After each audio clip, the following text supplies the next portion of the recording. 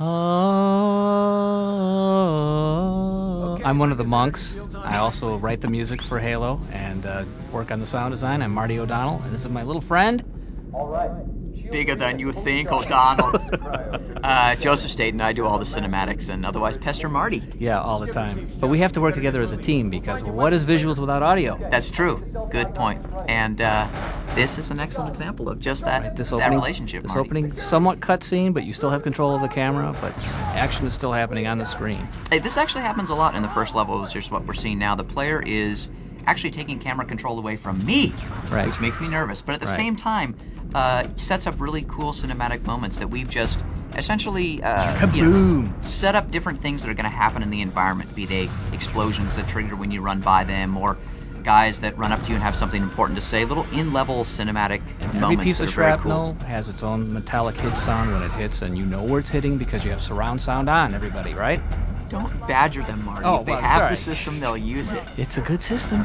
But really, this whole first part of the game, when you're on your ship, the Pillar of Autumn, this big, massive, kilometer-long cruiser, you are essentially being boarded by the aliens, and we really wanted to give the player in real time that feeling of panic, terror as the aliens tear through your ship. And there's Mendoza. Mendoza, actually, the Marines each have unique personalities and names. And look at because, that throw. That's a great grenade throw. Great moment.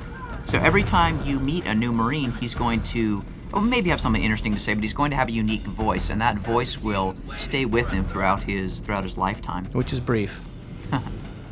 If you're trying to protect them. Mark.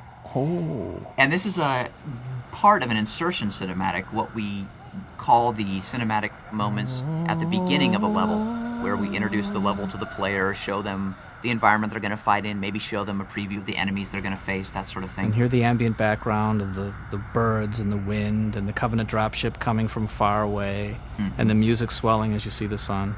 And this is actually a pretty Of challenging course, you're environment. not hearing that at this moment. You're hearing us. Right, sure. But, okay, just pretend. But a pretty challenging environment to actually try to create cinematics for and add sounds to, just because it is so big and imposing. And a giant waterfall over to your right, which is echoing off the cliffs. And it really, truly is echoing because we have environmental modeling, digital signal processing chip on the Xbox, which we can set to all sorts of environmental models. Like this is a huge room with a really big echo. And this is the Arnold Schwarzenegger shot. I don't know why you refer to that as the Schwarzenegger shot. Don't you when remember it's that movie? clearly a sort of Godard. Anyways, Yeah. that's another insertion cinematic, again, showing the player who they're going to fight, where they're going to fight them. Yep. And if you're quick enough on this level, you can actually steal one of the Banshees, this alien flying vehicle, from the aliens before they're able to get into it. And to show you how big it is, I think if you were to get in this Banshee and just fly straight across to the other side, it still takes you like 20 seconds. It's a really big... And big every one of space. those little plasma hits, when it hits the wall, has its own little unique burning sound. Which Actually- was partially my mouth noise, by the way, for those of you who didn't know that. That's gross, dude. Yeah, okay. But, Mouth I mean, noises are good for games, trust me. Because you know they're what, good everybody for else... something else, Hey, too. hey! Edit that out. All right. Yeah. Okay, so where are we? Look at those hooves that these guys have. Those creatures are great. You know, whenever you kill one of those creatures, you should definitely get up close and just look at it for a while, because it's unbelievable what it looks like. Actually, we don't really spend a lot of time luxuriating on and actually showing you the aliens in the cinematics, Right. which is too bad, because every little piece of them has a sound when it clanks. This hunter's armor, his shield, Right. for example. Even when he's breathing, he makes sounds, and it's tied directly to the way his idle animations work, and then his action animations. My favorite sound I think I've heard that you've created so far, Marty, though, is when you sneak up behind one of these hunters Yeah. and you melee attack them in the game, Yeah. and then, I'm not going to spoil it, but you just got to listen to the sound they make when they die, when they fall forward and die. Kabonk. It's good stuff. Think watermelon Yeah, wrapped there up you in go. a big thing of With a tinfoil. Right, baseball Hitting bat. the ground. Yeah. So this is good here. You get the sniper rifle. You get in Uh-huh. close. Hey, Does this Marty, remind you does of anything? Does this look familiar, Marty?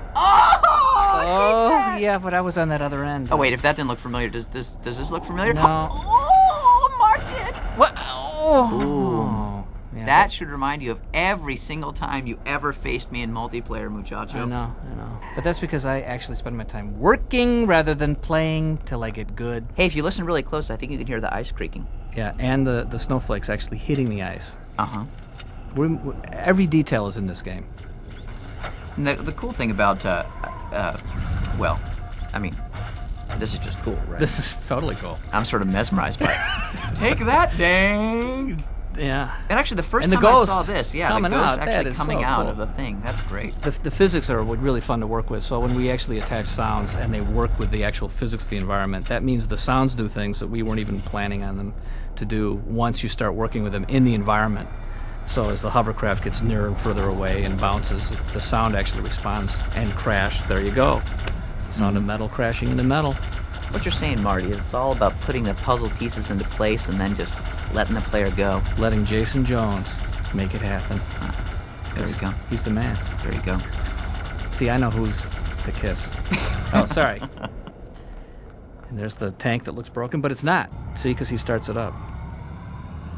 And working on engine sounds for these things is also a blast because the engines, you can tell exactly what's coming at you from behind.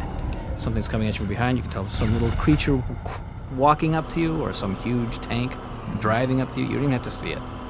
A lot of the time in Halo, when you're going through these big environments, we are built-in moments of transition. This, though we haven't created the cinematic for it yet, is going to be one of those situations where you come into a new environment that's huge and massive, and you want to show it in third person and figuring out a way to pull back and say, hey, This is how big. this is how big and cool it is. Kaboom!